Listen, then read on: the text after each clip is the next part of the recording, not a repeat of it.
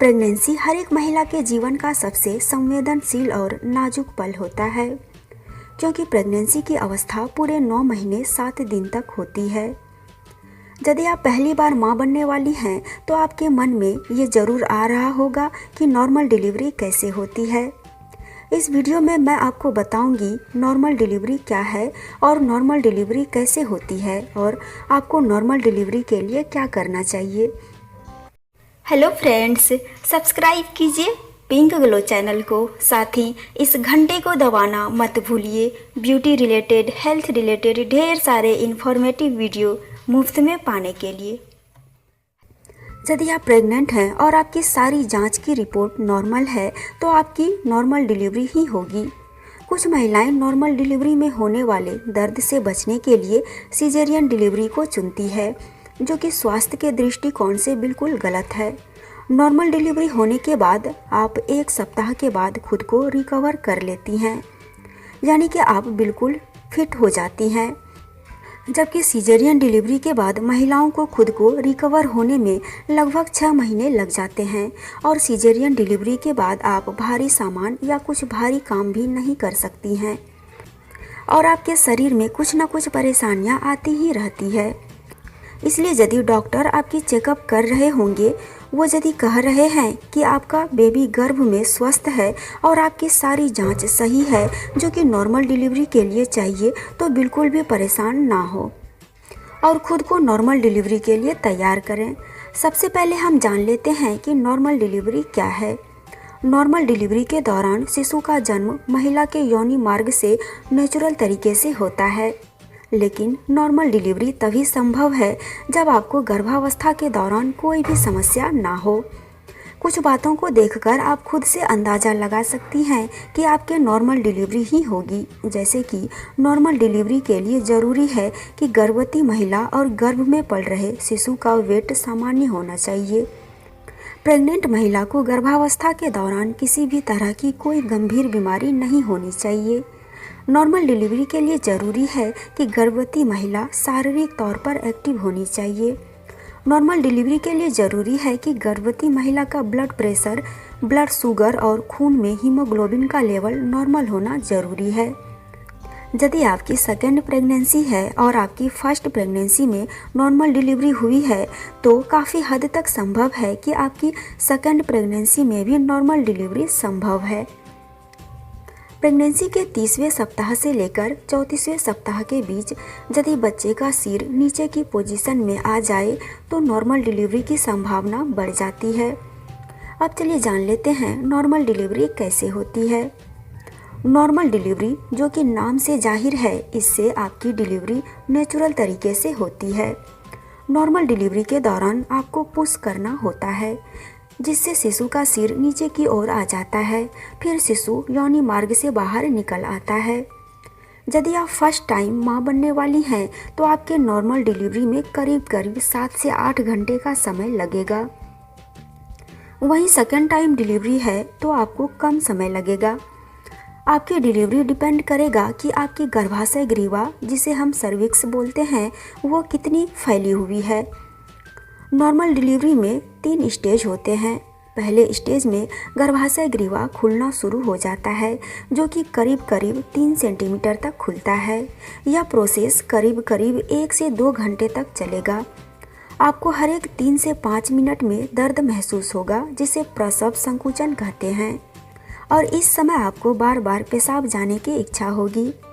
अब धीरे धीरे सर्विक्स यानी कि गर्भाशय ग्रीवा 3 से 7 सेंटीमीटर तक खुलने लगेगा और धीरे धीरे दर्द भी बढ़ने लगेगा।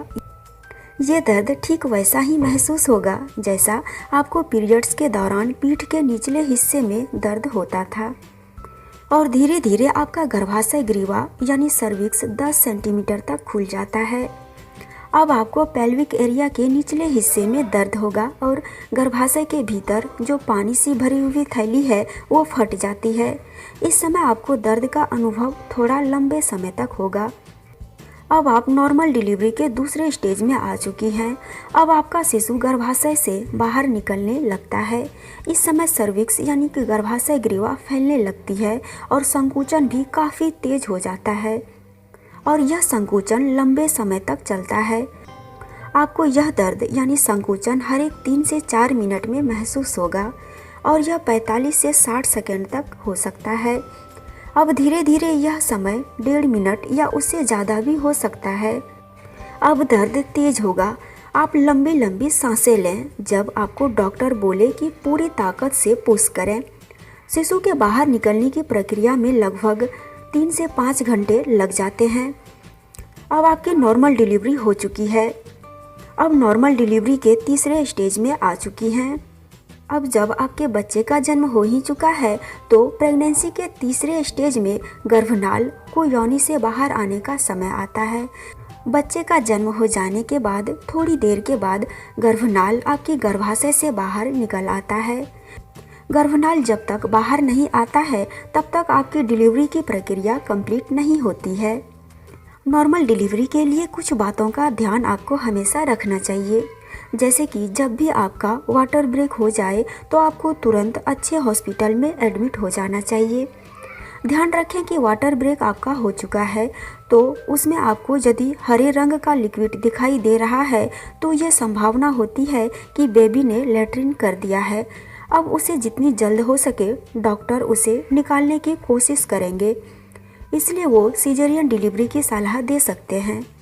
आपको प्रेगनेंसी के दौरान जितनी भी अल्ट्रासाउंड डॉक्टर आपको बोले करवाने के लिए तो उसे ज़रूर करवाएं, क्योंकि अल्ट्रासाउंड करवाने से ये पता चल जाता है कि गर्भ में शिशु का विकास सही तरीके से हो रहा है या नहीं। यदि आपका बच्चा उल्टा है तो आपको नॉर्मल डिलीवरी होने की संभावना काफ़ी कम हो जाती है। पेट में उल्टा बच्चा होने के कारण डॉक्टर सिजेरियन डिलीवरी की सलाह देते हैं। जिन गर्भवती महिलाओं को जुड़वा बच्चे होते हैं उन्हें भी नॉर्मल डिलीवरी होने की संभावना कम हो जाती है। नॉर्मल डिलीवरी के लिए ज़रूरी है हल्की फुल्की एक्सरसाइज करती रहें, जिससे आपका शरीर एक्टिव रहेगा। आप जितनी ज़्यादा रेस्ट करेंगी आपको नॉर्मल डिलीवरी में उतनी ही ज़्यादा परेशानी आएगी। नॉर्मल डिलीवरी के लिए पैदल 30 मिनट सुबह और 30 मिनट शाम को ज़रूर टहलें। इससे आपके शरीर में ऑक्सीजन की कमी नहीं होगी और आप खुद को एक्टिव महसूस करेंगी। प्रेगनेंसी के दौरान 8 से 10 गिलास पानी डेली ज़रूर पिएं। इससे आपका शरीर हाइड्रेट रहेगा और गर्भ में शिशु का विकास सही तरीके से होगा।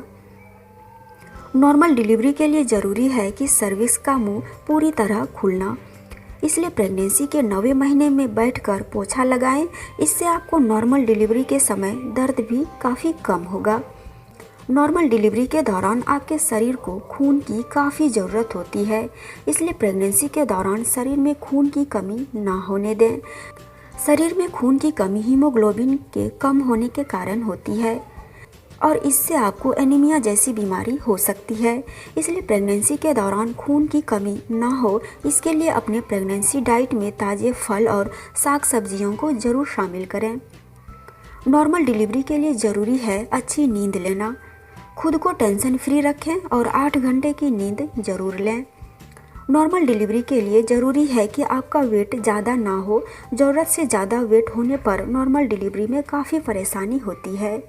यदि आपका प्रेगनेंसी के दौरान वेट ज़्यादा है तो अपने वेट को नियंत्रित जरूर करें। नॉर्मल डिलीवरी के लिए ज़रूरी है कि आप ब्रीदिंग एक्सरसाइज करें। इससे आपको नॉर्मल डिलीवरी के समय काफ़ी फ़ायदा होगा। प्रेगनेंसी के दौरान हल्के फुल्के एक्सरसाइज के साथ आप योगा भी ज़रूर करें।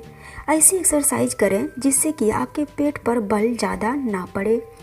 प्रेगनेंसी के दौरान भारी सामान उठाने से बचें, नहीं तो समय से पहले डिलीवरी हो जाएगी। समय से पहले डिलीवरी होने पर आपका बेबी ना तो हेल्दी होगा ना ही सुरक्षित होगा। बिना डॉक्टर के सलाह से कोई भी दवा ना खाएं।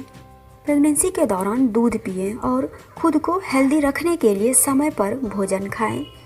डॉक्टर ने डिलीवरी के लिए जो ड्यू डेट दिए हैं उससे पहले भी या बाद भी आपकी डिलीवरी हो सकती है, इसलिए खुद को नॉर्मल डिलीवरी के लिए मानसिक तौर पर तैयार रखें।